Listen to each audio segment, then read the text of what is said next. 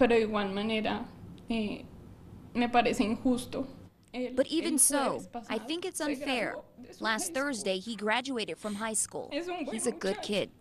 On Monday, Daniel and his parents attended what they believed was a routine immigration appointment at the immigration offices in Chattanooga. His parents tell me Daniel was separated at the appointment because he's now 18, and when they completed their appointments, an ICE agent informed them Daniel was taken into custody.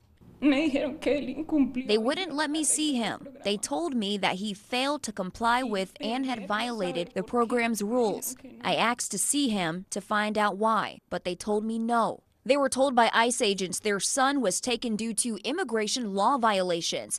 The Romero family is part of the Alternative to Detention program. It requires several in-person visits, weekly photo submissions, and electronic monitoring. I reached out to ICE to ask what laws Daniel Romero violated. They responded saying, quote, Romero missed 4 required check-ins, resulting in termination from the program. Romero's family showed us the documentation of program's protocols by a brief scroll in the app. So, when she presses them again as to what the violation actually is, they say that he didn't take the photo. According to them, he failed to take one of the photos that we are supposedly taking on a weekly basis. Romero's stepfather tells me all the evidence is in Romero's phone, but agents took it as evidence. We complied with everything and always requested any necessary permissions in advance. Location services are always enabled for photos, and I was very careful to ensure that Daniel did so. Their son was taken into Etowah County Jail in Alabama Monday. During our interview, his mom received a call. An inmate at the Etowah County Jail, Alabama, carried by Combined Public Communications. Hola, mi vida hermosa, ¿cómo estás? Hola, mamá. During the call, we asked Daniel how he's being treated inside the jail. Naturalmente, aquí. He tells us he's being treated like an inmate. He went on to say that there are inhumane conditions and no one deserves this.